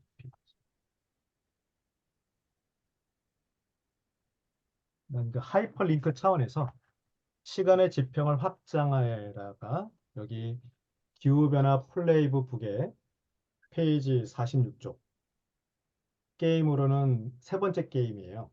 종이막대 균형 잡기 게임이라는 게 있는데 어, 요거하고 같이 병행해서 보시면 하실 수만 있다면 둘 다 맞는 말인데 좀 더 풍성하게 시간의 지평을 확장하라는 요 말을 교조적으로 받아들이지 않고 뭔가 좀 균형 잡게 또 비판적으로 수용할 수 있지 않을까 싶어요. 학문 분야에 얽매이지 마라. 당연히 그렇죠. 왜냐하면 모든 게 다 연결되어 있으니까 어떤 문제 해결하려면 특정 영역에서만 뭐 예컨대 경영 문제를 해결하려면 경영학만 공부해서 되겠냐 이거죠. 뭐 공학이라든가 인문학, 심리학 다 연결되잖아요. 뭐 그런 맥락이죠. 배려의 지평을 넓혀라. 304. 인간의 선함에 대한 기대치를 낮추지 마라. 이건 전형적으로 이 도넬라 메도즈 여사의 색깔이에요. 그래서 고맙죠. 이런 얘기를 몸이 건조한 시스템을 연구한 학자가 네, 이런 따뜻한 이야기를 하시다니. 그래서 참 눈물겹게 고마운 분이죠. 라고 저는 생각합니다. 네, 이런 얘기가 쭉 소개가 되어 있는 책이고요. 제가 그 지난 시간에 끝나면서 이분이 쓰셨던 불후의 명저 성장의 한계란 책의 맨 마지막 장의 그 마지막 절의 제목이 뭡니까? 한번 좀 찾아보실래요? 했는데 혹시 찾아보신 분 계시나요? 음, 무엇을 할 것인가? 8장? 뭘까요? 8장? 8장, 8장. 또 뭐 남았나요? 예, 예. 한숙기 소장님이 쓰셨네요. 네. 여기 성장의 한계라는 책의 마지막 장의 마지막 페이지 보면 사랑이라고 쓰셨지만 번역은 그렇게 돼 있지만 사랑하기 네. 영어로는 loving 동사형으로 나왔어요. loving. 이걸 듣고 이제 찡하더라고요. 그러니까 생각해보세요. 이 책은 인류의 어떤 운명, 뭐 지구의 문명의 어떤 종말 이것까지 얘기할 수 있는 약간 암울하면서도 아니야 우리가 하기에 따라 달라질 수 있어 그런 희망도 얘기했다 왔다 갔다 하는데 그래서 어쩌라고 이 책에서도 뒤에 그런 우리가 잘해보자라는 측면에서 체크리스트를 막 던져주거든요. 그 체크리스트의 맨 마지막에 러빙으로 끝났어요. 네. 그런 사람들입니다. 네. 자, 이렇게 해서 어, 마무리할까 싶고요. 뭐 남은 시간 동안 좀 얘기 좀 나눠볼까요? 어떠셨나요?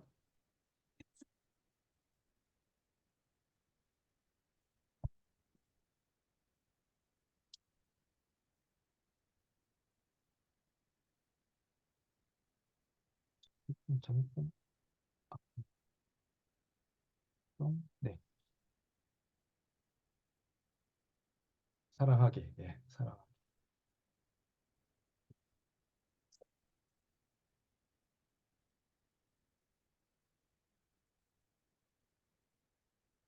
어, 제가 질문하겠습니다. 예, 예, 네, 네네. 저는 여기에서 지렛점이 나오는데, 네, 그 지렛점을,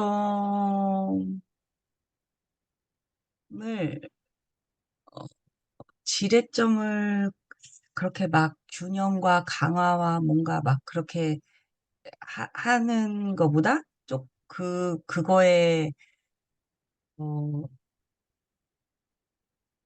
그, 뭐, 빠르면 탈락자가 생기고, 막 그러니까, 늦으면 그 적응을 거의 다 할 수 있다고 이렇게 말씀하셨으니까 그런 점에서 약간 이런 시스템의 변화나 시스템 안에서 티핑 포인트까지 약간 막 하고 이렇게 전체적으로 먼저 선행하는 사람, 적응한 사람이 이렇게 그 시스템을 이렇게 후루룩 변화시키게 하는 그 티핑 포인트를 조금 더 강조하면서 뭔가 이렇게 시스템에 변화할 때 그 티핑 포인트를 강조하면 어떨까라는 생각을 해봤는데 네. 뭐 좋은 어떤가요? 말씀이시네요. 그 티핑 포인트는 많이 그 상식적으로 좀 알고 계셔서 티핑 포인트는 어떤 느낌이 좀 드시나요? 이렇게 뭔가가 그러니까 다른 하, 분들도 뭐 편하게 얘기해 주실 그 티핑 포인트에 대해서 어떻게 생각하시나요? 하나의 뭐 문화다 아니면 하나의 시스템이다 이렇게 하면은 그게 이렇게 약간 젖어들어서 이렇게 어떤 확산되는 그 포인트? 임계치, 그죠? 임계치를 음, 어떤 그 티핑 포인트 이전과 이후가 큰 차이를 확 일으키는 어떤 포인트, 네네, 그죠? 네네. 어, 좀 원하시는 답이 될지는 모르겠지만, 그 티핑 포인트를 찾는 게 거의 불가능하더라고요. 왜 그러냐면, 그 강화 피드백의 또 다른 표현 여러 가지가 있는데, 눈덩이 효과라는 표현을 쓰거든요. 스노우볼링 이펙트. 그래서 굉장히 급속하게 시작은 미약하나 끝은 창대하게 되는 네네네. 어느 순간 훅 지나가는 거예요, 말하자면. 그래서 그래서 티핑 포인트는 이론적으로는 얘기할 수 있으나, 자, 이제 티핑 포인트 왔어. 이제 티핑 포인트 왔으니까 그 다음에 뭘 준비해야 돼? 이게 불가능하더라고요. 그러면 티핑 포인트엔 전조 증상, 어떤 느낌이 오면 미리 준비할 수 있는 거 아니냐? 이게 안 돼요. 티핑 포인트 음, 나타나기 전까지는 진짜 아무 일도 없는 것처럼 진행되거든요. 아주 묘해요. 예. 티핑 포인트 가기 전 단계에 아무 변화가 눈에 보이지 않으니까 거기 그 가기 전에 그렇게 해야죠. 포기를 하는 경우가 많을 수도 있겠네요. 포기를 음, 하거나 문제 없다고 해서 하던 대로 예, 하거나. 예, 맞습니다. 그렇겠구나. 맞습니다. 예. 감사합니다. 그러니까 시스템의 피드백의 큰 성격이 두 가지가 있는데 하나는 균형 또는 튀지 못하게 통제하는 그런 피드백이 있고 하나는 그 성향이 계속 증폭되는 피드백이 있는데 둘 다, 그러니까 증폭되는 피드백에서는 무서운 게 그거거든요. 티핑 포인트 넘어간 순간 걷잡을 수가 없으니까 진짜 통제하기 어렵고 통제하려고 하면 어마어마하게 리소스가 많이 들어가서 예산이나 등 노력이나 많이 들어가니까 말씀하신 대로 그거 나타나기 전에 사전에 뭔가 해야 된다. 그러면 이제 그거를 이제 한 발짝 더 물러나서 보면 지금 뭔가 큰 변화가 일어나지 않은 것 같은 요 어떤 주제에 대해서 혹시 이게 티핑 포인트 일어나기 바로 전 단계 아니야? 뭐 폭풍 전에 고요한 그런 상황이 아닐까? 따라서 차라리 지금 뭔가 하는 게 비용이 덜 들어가는 거야. 라고 얘기할 수 있겠죠. 그죠? 근데 그런 이야기를 막 떠들면 너 미쳤지라는 얘기도 들기도 해요. 음, 예. 그래서 그거를 좀 근거를 가지고 얘기를 하거나 또는 그런 강화 피드백의 특성을 이해하는 사람들이 더 많으면 티핑 포인트가 전에 우리가 지금 뭔가 해야 되란 말이 더 말이 잘 먹히겠네요. 그러니까 이래저래 시스템적으로 좀 더 많은 사람들이 알면 우리가 사용하는 언어라든가 행태가 좀 더 전향적으로 좀 지속 가능한 그런 뭔가 전략을 세울 수 있지 않을까 그런 생각도 듭니다. 좋은 질문해 주셔서 감사합니다.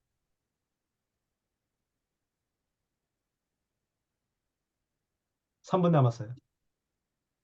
음, 누구 먼저? 네, 한 네, 소장님 먼저 아니면 박기정 선생님 먼저? 먼저 저는, 하세요. 아니, 먼저 하세요. 음. 네. 아, 아까 송장이 한 게 마지막 결론을 보고 저는 딱 떠오르는 장면이 아직까지 않은 길에, 아직도 가야 할 길, 네, 그 스카펫 박사의 책에서 또 마지막에 탁 반전이 일어나는 게 있거든요. 그게 뭐냐면 우리가 인격적 성장을 이루기 위해서 뭐 훈육하고 뭐 어쩌고 저쩌고 인생은 고해다 이제 막 그러다가 마지막 이제 사랑 얘기가 거기도 나와요. 그래서 결국은 사랑이 우리 인격적 한계를 뛰어넘게 해주고, 결국은 사랑이다. 이제 이렇게 결론이 나면서, 그러면 사랑은 그러면 어떻게 해서 생기는 거냐. 이제 또 근본적으로 그런 질문을 하거든요. 근데 마지막 답이 뭐냐면, 은총이다. 그래요. 그래서 결국 하나님한테 받아야 된다. 그렇게 딱 결론이 나는 순간이 있는 딱 그 느낌을 받았어요. 이 성장의 한계에서 마지막에 그 모든 것의 결론은 결국 사랑이다. 하지만 그것은 은총이라고 말하는 것은 동의할 수 없습니다. 사랑은 사랑입니다. 진짜 우리가 생각하는 그 사랑입니다. 근데 그 사랑이 생기지 않는 사람도 있고, 예, 생길 수도 있는데, 그러면 어떻게 해야 또 사랑이 생기느냐. 연애해야죠. 연애해 봐야죠. 그래서 가슴 뛰는 것을 경험해 봐야죠. 네. 예, 박희장 선생님? 아니, 저 아까 그 기후변화 이런 거 관련해서 이제 제가 약간 느끼기로는 티핑 포인트를 넘어섰다고 생각하는데 시스템 사고를 오래 경험하신 박사님 입장에서는 이 기후변화에 대해서 어떻게 생각하는지 좀 진부한 질문 같지만 좀 여쭤보고 싶습니다. 네. 맞아요. 네. 일단 이 책 성장의 한계라는 책이 1972년도에 나왔고요. 그때도 이제 많은 사람들이 경종 울리고 그래서 많은 사람들이 그거에 대해서 한쪽은 맞아 조심해야 돼. 그 한쪽은 뭔 소리 하는 거야. 우리 경제 성장으로 얼마든지 기술의 발전으로 얼마든지 이걸 극복할 수 있어. 막 했는데 그래서 어, 그 메시지를 받아들여서 그거를 또 근거로 삼는 일단의 무리들의 그 끝은 결국 저기로 갔죠. 1992년도에 리우 총회 때 지속 가능 발전이라는 개념이 좀 나오게 된 배경이 되는데 그래서 한때는 이 저자들이 다큐멘터리가 있어요.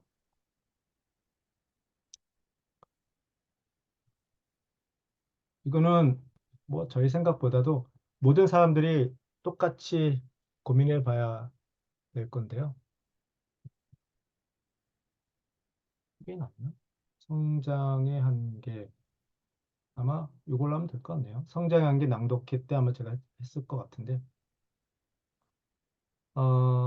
어떻게 볼까요? 뭐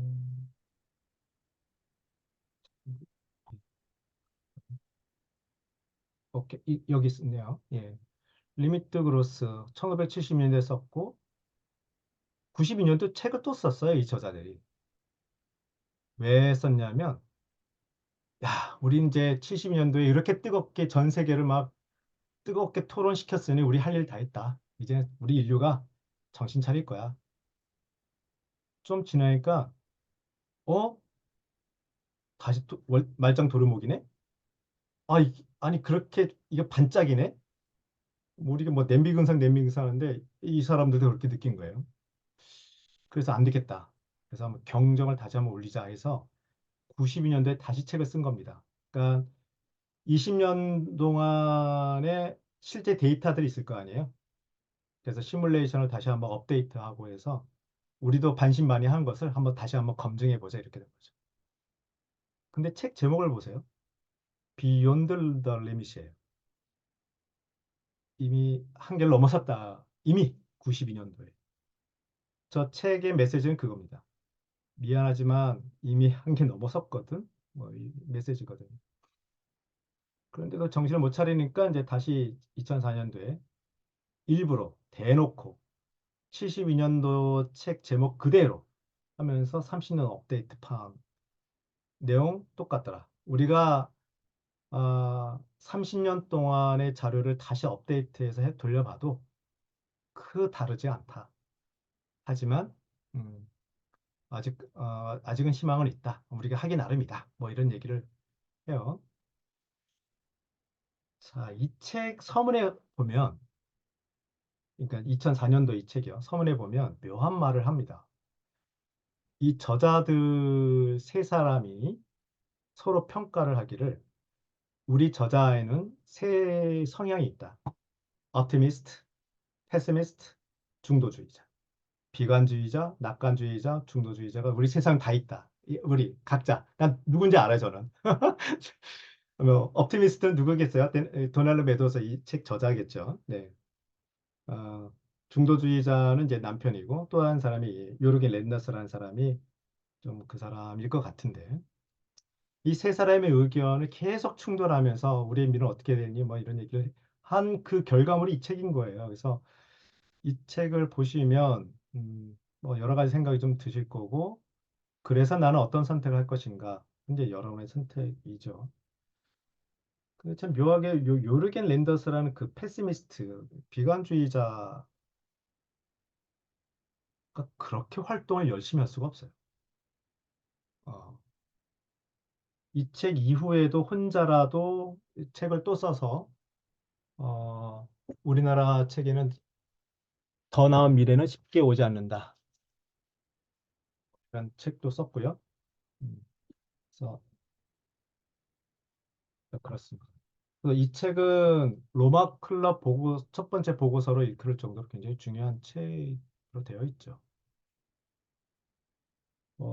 어떡합니까? 우리는 이렇게 지구에서 살고 있는데.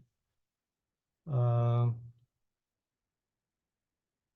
이렇게 된 거, 예,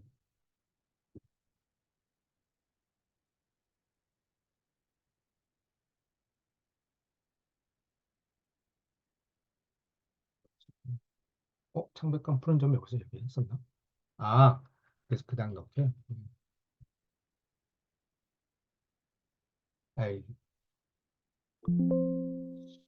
일단 이거 좀 방금 그 메시지와 관련된 거니까 한번 좀 공유 좀 해드리죠.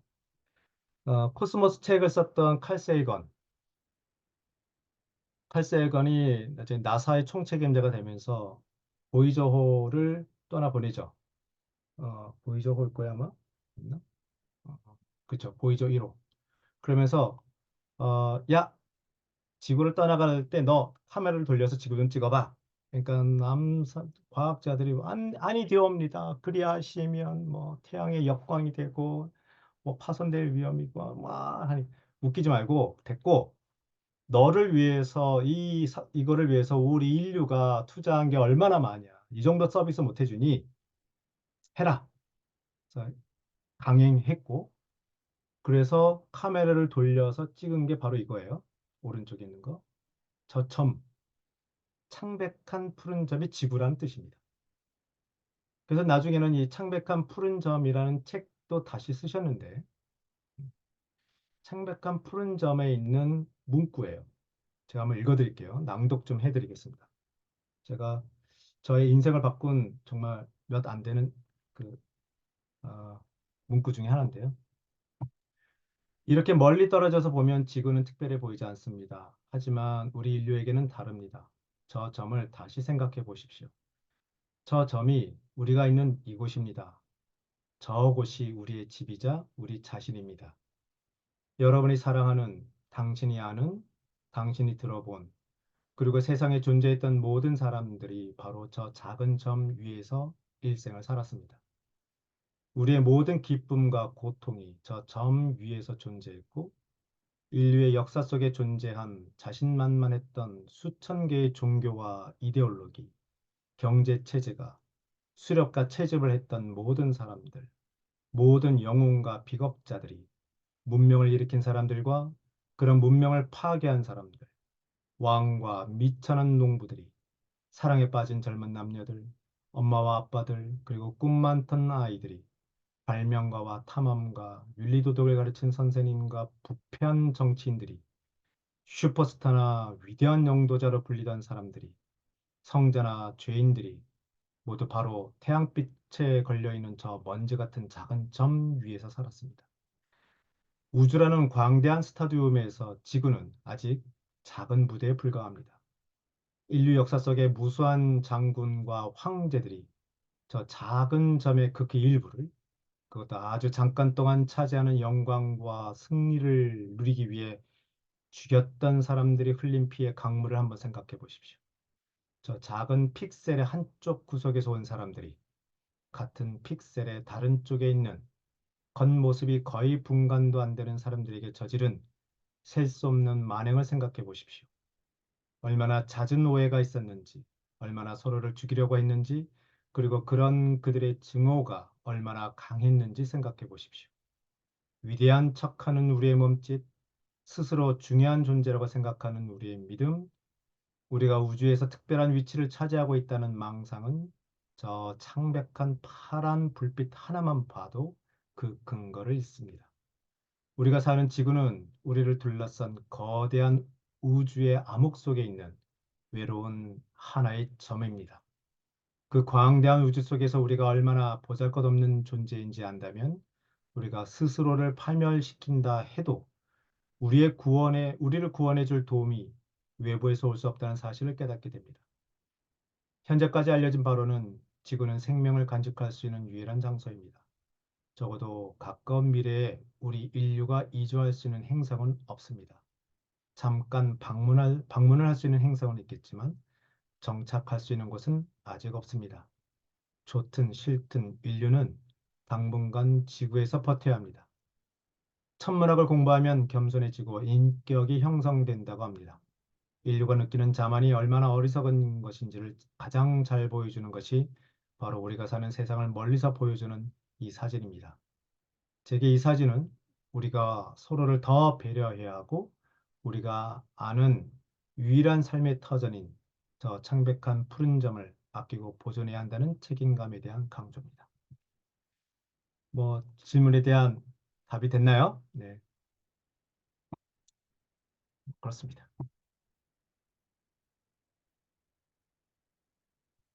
네, 또 없나요?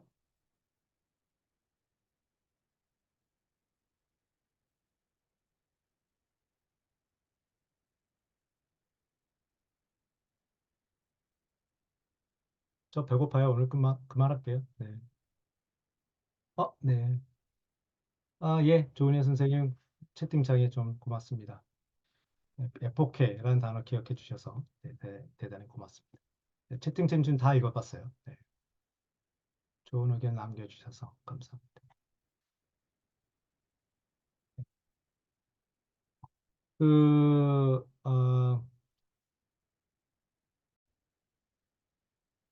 여러분들 함께하는 그 홈페이지에서 그 검색을 통해서요, 어, 추천, 추천만 치시면, 추천 도서 치시면, 나름 제가 선정한 네, 저의 사견이 들어있는 책과 논문, 뭐 이런 것들이 좀 있어요. 참고하시면 이런 식으로 이렇게 하나하나 이렇게 나름대로 설명 좀 집어넣었으니까 참고하시면. 뭐 제가 처음에 갈증을 느꼈을 때보다 여러분들은 그래도 제가 닦은 길을 오시는 거니까 제가 닦아놓은 길을 오시는 거니까 덜 갈증을 느끼기를 바라면서 3시간 동안 굉장히 좋은 책이라고 하는 시스템 법칙 이 책을 음, 제가 제대로 인도했는지는 모르겠습니다. 하지만 어차피 책을 쓰면 그다음부터는 독자한테 권한이 넘어가는 것처럼 네, 제가 뭐 개떡같이 설명을 했어도 찰떡같이 해석하시기를 바라면서 3번의 우리 낭독회 이 북클럽 마치도록 하겠습니다. 수고하셨습니다. 정창건 박사님, 이번에 너무 감사드리고요. 우리가 사실 리더십을 공부하고 인간사, 사람의 변화를 연구하는 우리 코치들한테는 사실 굉장히 필요한 사고여서 앞으로도 계속 공부하실 분들을 위해서 혹시 앞으로도 무슨 좋은 교육이 있다거나 그러면 저희한테 알려주시거나 그러면 우리가 이 커뮤니티에서 공유하도록 할게요. 아유, 네, 대단히 감사합니다. 네, 네, 네. 너무 감사합니다, 네. 박사님. 수고하십시오. 네, 감사합니다. 감사합니다. 네. 네. 감사합니다.